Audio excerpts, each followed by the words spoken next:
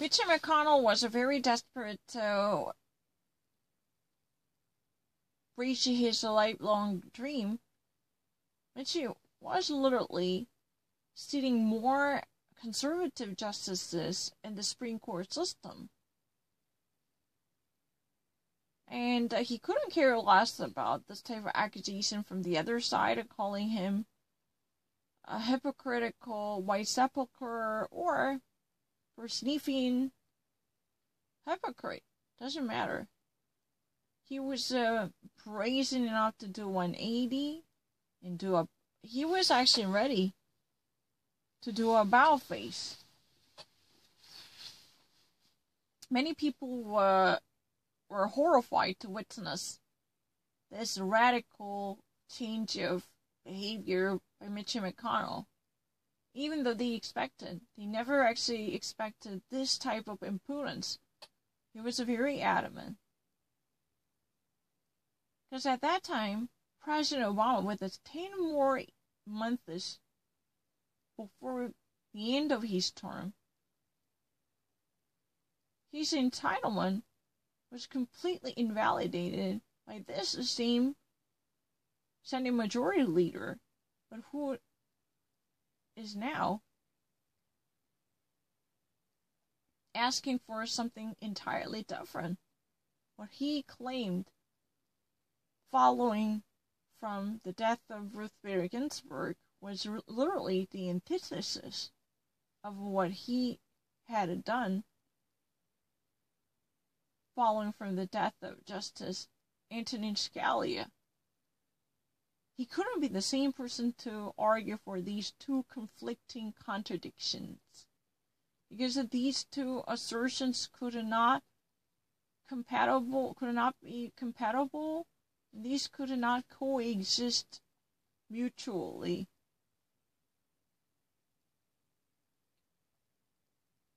So this type of attitude shocked many, because it was really the moment of truth to reveal how ruthless and merciless Mitch McConnell was when it comes to achieving his own dream. He was very determined and focused, and he turned deaf ears to different type of criticisms, flying high. He literally ignored them by moving forward. So Mitch McConnell was a kind of a person who was keeping a whole list of possible candidates who could fill in the vacancy. Think about it. During the summer, there had been a frequent hospitalization history of Ruth Bader Ginsburg, and this type of event took place over the years.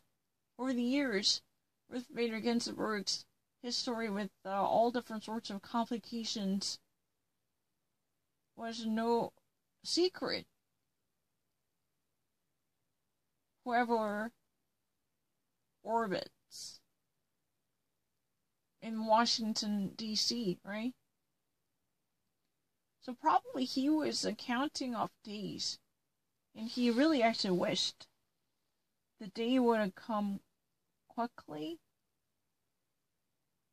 prior to the new election, and that way the current occupant of the White House could nominate one more Republican justice so he could rally fellow Republicans behind the agenda to have this person confirmed.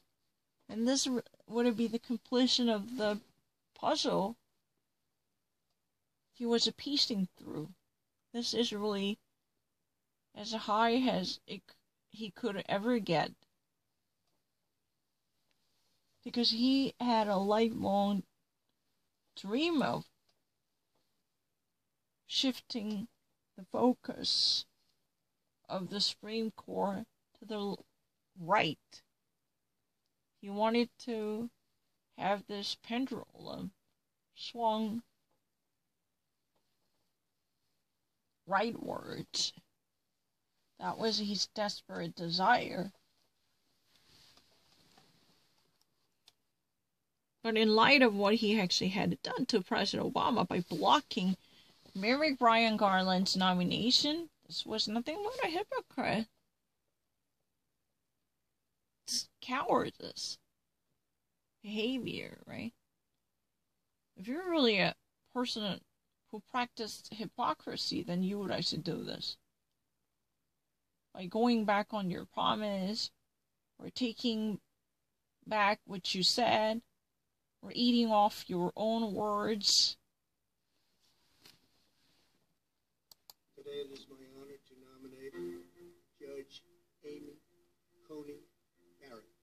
With Election Day fast approaching, You solemnly swear that the testimony you about to give this committee. the hearings for Amy Coney Barrett were a rush job. With the election fast forward, because the election was approaching so quickly, this nomination process for Amy Coney Barrett was a rush job. Never in the modern history of Republican senators were this much organized, simply to have their urgent agenda executed.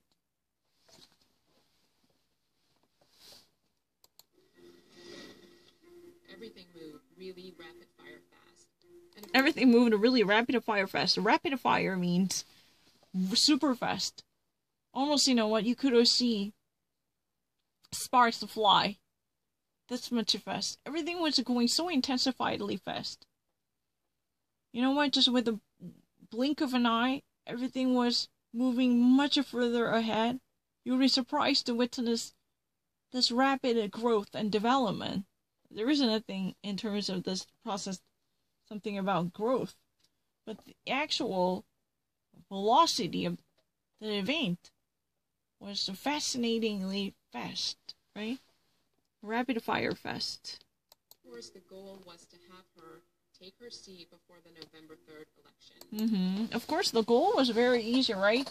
To let her have the seat before the November 3rd election. At all costs, they wanted to have this process undertaken and accomplish it before the election. So it was like scrambling all their manpower and ransacking every possible venue to max and amp up their efficiency. Max out and amp up their efficiency. The hearing to confirm. He said, "We are here to confirm Justice Barrett." Confirm, which basically gave away the whole deal right there. It's like, we're not considering anything. So, what Lindsey Graham actually said, that we are here to confirm. That means, even though this would be officially named as a hearing, confirmation hearing, it means you've been actually holding a session to vet someone else's qualification by conducting a scrutiny. But, this reflected no necessity for that. Because they had an already open-ended question. Nope, they already had a foregone conclusion. This is really open and closed, open and shut case. Oh, we don't really need to hear anything from you. You're already in. We're going to actually, get things done smoothly. You just really need to help us navigate through the system. Because our mission is to sail through this red tape as efficiently as possible. So you don't really need to waste one more second before your confirmation. This will be done. Just hang in there. It won't be too long. Because you don't really need to think twice about it. No consideration or no contemplation over her qualification or suitability, aptitude, or whatsoever would be necessary. We're just here to vote. This is. Yeah, they actually, were never been so shy about opinionating their viewpoints. They were there to vote for her. They were there to cast their ballots for her. No one would deny that we already had a very determined conclusion on our mind, even well before we opened up this type of investigation or inquiry or hearing. The actual conclusion or the final verdict for her would be already decided. It's preemptively decided. probably not about persuading each other unless something really dramatic happens. All Republicans will vote yes and all Democrats will vote no. It was done in a hurry-up fashion. There was not even the routine investigation of opinions and writings and speeches. This was done in a hurry-up show. My Democratic colleagues. So it wasn't really done in a hurried fashion. That means it was done in an unbelievable way because it was fast-tracked. Because everyone was surprised by this whopping speed.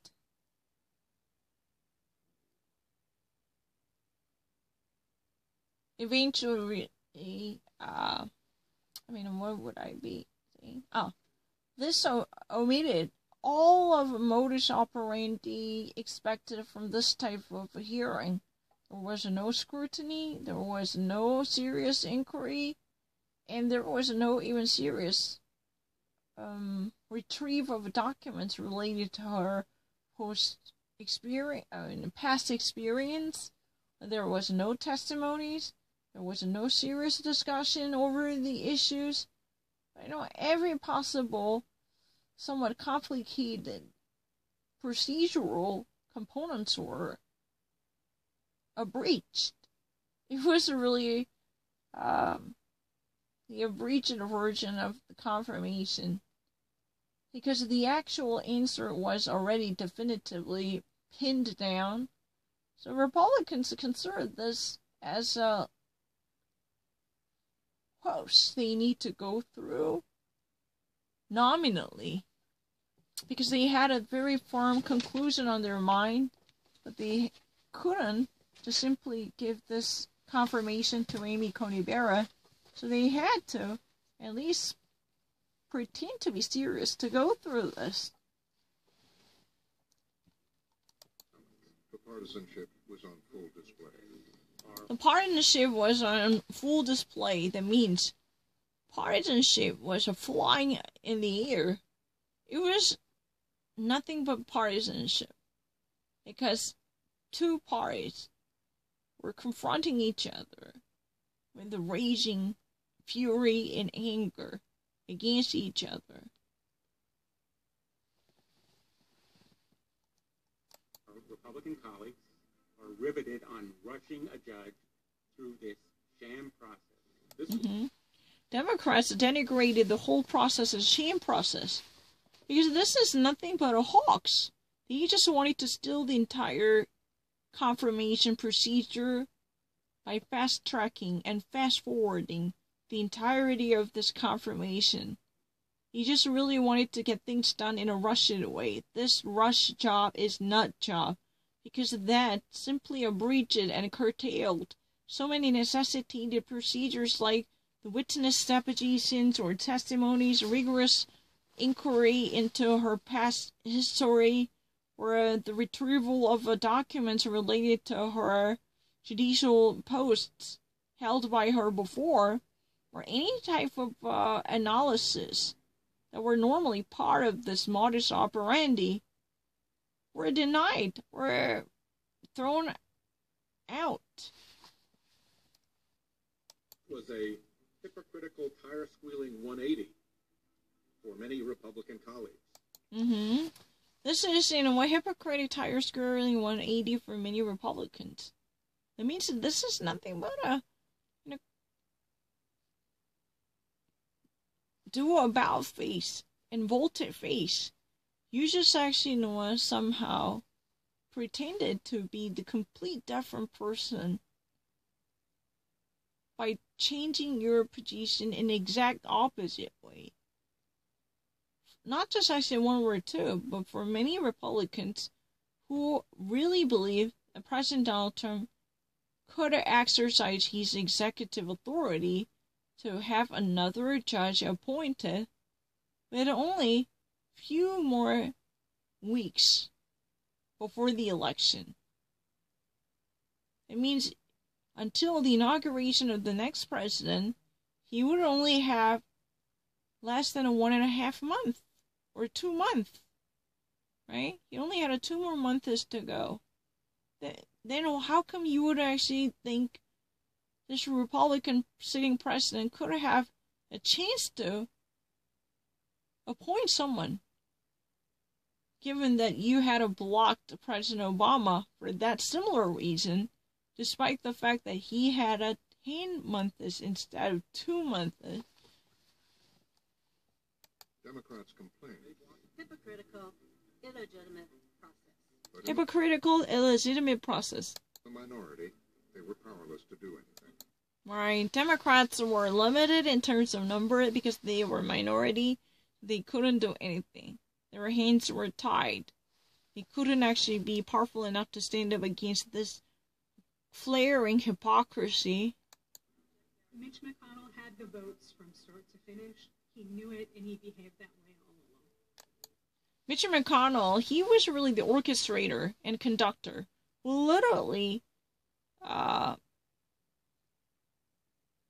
directed every little step. He voted for it. He actually started and initiated this agenda. He knew how the system works too well. So he actually demanded it and laid down the blueprint for the whole scenario. And everything was orchestrated by him. He was behind the stage to pull his wires like a puppeteer. And the rest of rank and file Republicans followed him. Barrett was confirmed. 52 Republicans voted yes. All of the Democrats voted no. This was another demonstration of a partisanship. 52. All Republicans voted for yes. So Amy Coney Barrett eventually got nominated, and everyone knew that they would have used their majority power to have her fast-tracked. Have her confirmation faster-tracked, And none of Democrats shared that feeling by voting for yes. None of them.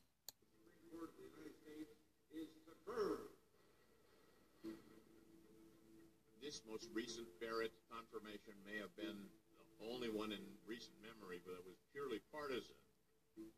It has become so bitterly partisan that the American people have no choice but to think of it as this individual is reflective of the people who vote against him or her, or the people who vote for him or her.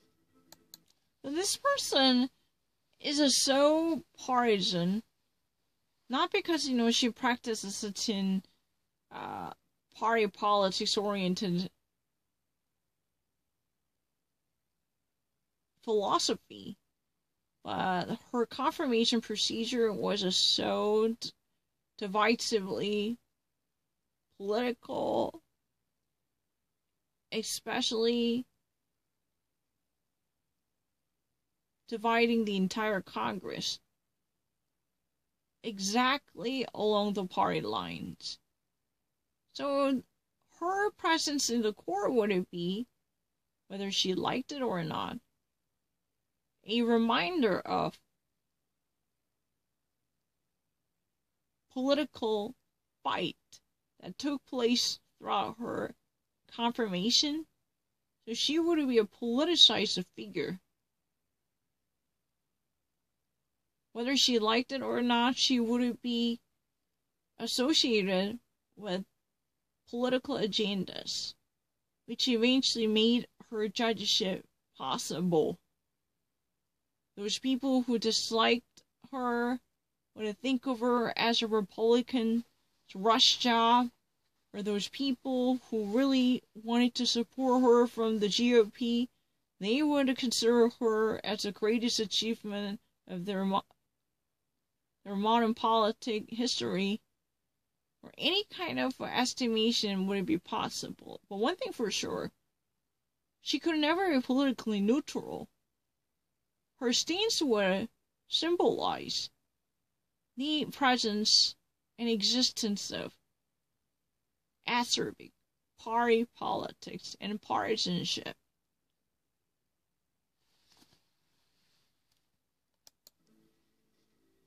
Just a week before the presidential election, the new justice was sworn in. Just a week before the new presidential election, this confirmed new justice was sworn into the office. Can you believe it? Just a week before the new election. Just a week before. That means it was just, close to the new election. This confirmed justice somehow officially became the newest member of the Supreme Court of the United States. That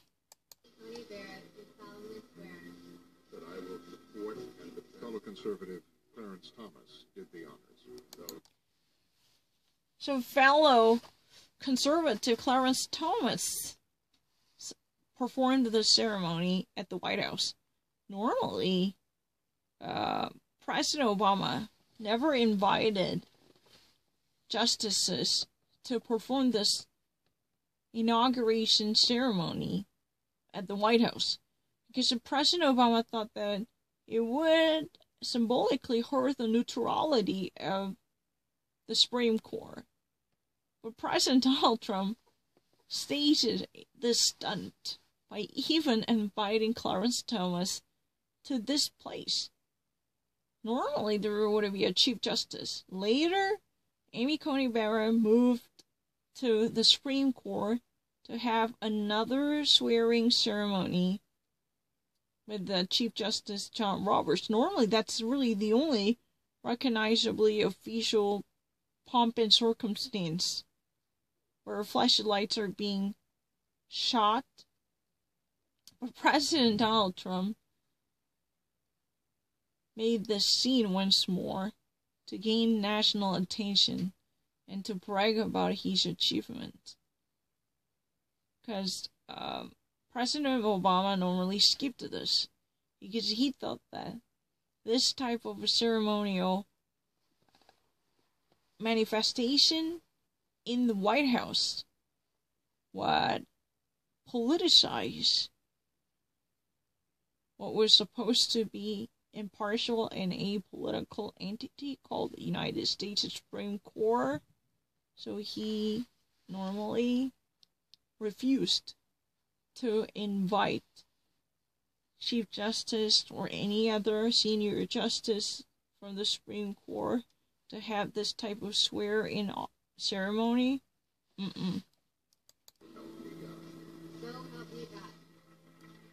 For Senator McConnell, this would be the achievement of his life's goal. With Justice Barrett on the court now, you have a solid 6-3 conservative split on the court. So, for Mitch McConnell, this is unbelievable lifetime achievement. When this new addition, the court would be split equally. No, not even 5-4. Very secure and solid 6-3. 6 of them are very conservative, with one exception among them, Chief Justice John Roberts. He is the most modest one amongst 6 conservative judges. But anyway, he actually always rely on Chief Justice John Roberts when it comes to expansion of the governmental power. He's been very opposed to any more extensive interference coming from the federal government, so he couldn't rely on him for that. So anyway, having 6 different justices appointed and confirmed by the Republican White House and Republican Senate majority, and this would be his life dream's accomplishment. He probably felt like his biggest life dream was somehow realized. 3 decades after Bork, it was now Mitch McConnell's Supreme Court. 3 decades after Robert Bork's collapse, it's now Mitch McConnell's White House. Mitch McConnell's Supreme Court. Because the people I should call that all the due credit for this amazing competition leaning towards the right with solidarity and security was enabled by Mitch McConnell's ruthless obsession with his goal. Because of him, the axis of the court was shifted unquestionably to the right. There is no more ambiguity because the 5-4 always foreshadowed a mixture of additional factors and complexity of additional issues. But 6-3, there is no gray zone. Almost always, conservative values will prevail. He has been working towards this moment his entire professional career, and it was all coming to fruition. All of the judicial wars that started with Robert Bork and Justice Thomas, Kavanaugh situation, now was the moment that he finally got what he came for. Mm. He literally achieved everything. This was really the epitome, capturing all he had yearned for throughout his career in politics. After the initial shutdown of Robert Bork by snipers from Democrats, he was devastated as a first-term senator. He promised a revenge, and this retaliation eventually got rewarded with Republican-leaning so-called McConnell Supreme Court. Because there is no gray zone when it comes to the political color of the Supreme Court. It's more than ever politicized, with a clear taint.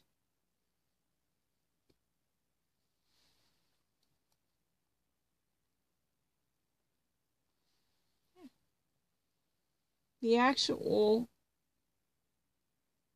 it was skewered. It was squinted. It was a skewed and squinted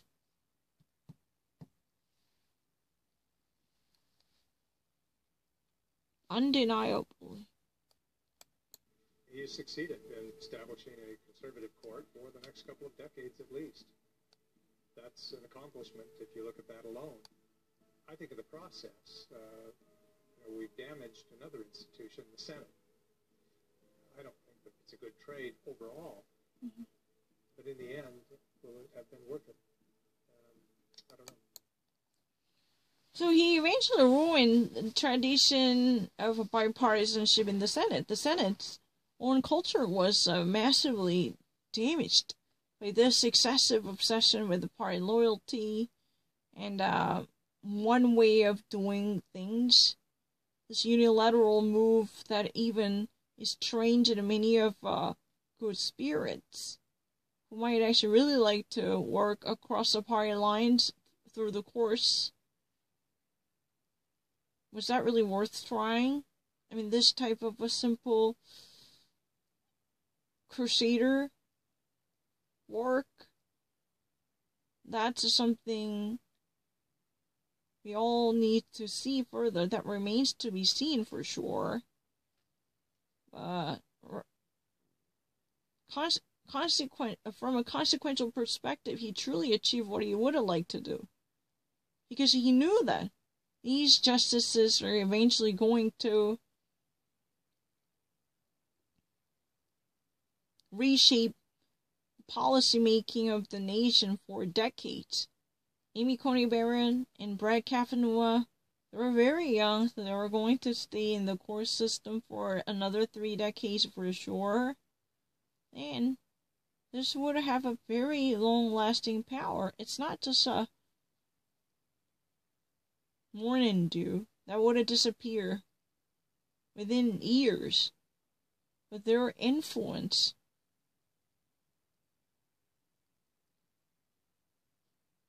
could have survived the test of time for another decade for sure. Because this trend was planted. I don't really know what else I can actually say that, but for sure, the whole procedure was really nasty. You know, he was like an all's-well ends-well type of teleological guy, obsessed with the outcome, which was literally court-packing in favor of the Republican Party. So everything was in between, sacrificed and traded off. This type of a bloodshedding was really great. That begs the question, definitely for sure. No one can actually guarantee how toxic this newly ruffled court and ruined Senate floor would it be. I mean, the entire institution was disturbed because of Mitch McConnell's power play and destruction of the bipartisanship. He literally deterred his party's deserters by labeling them as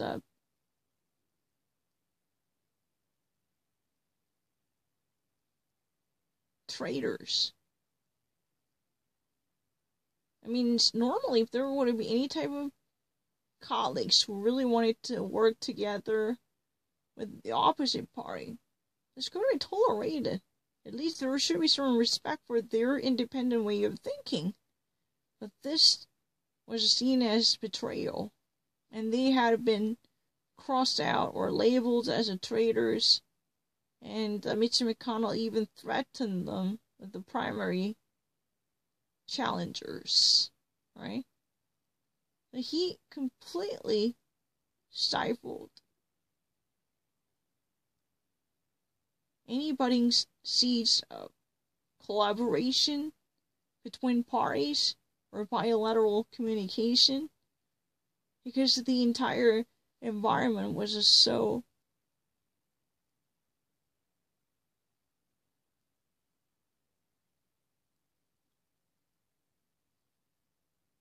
vilified to hate each other in the frame of us versus them. I'm really sorry. I have to go. But I really can't understand things. People said I really understand this, so I had to actually say a lot. I know it sounds really stupid, but I just really wanted to explain what I heard.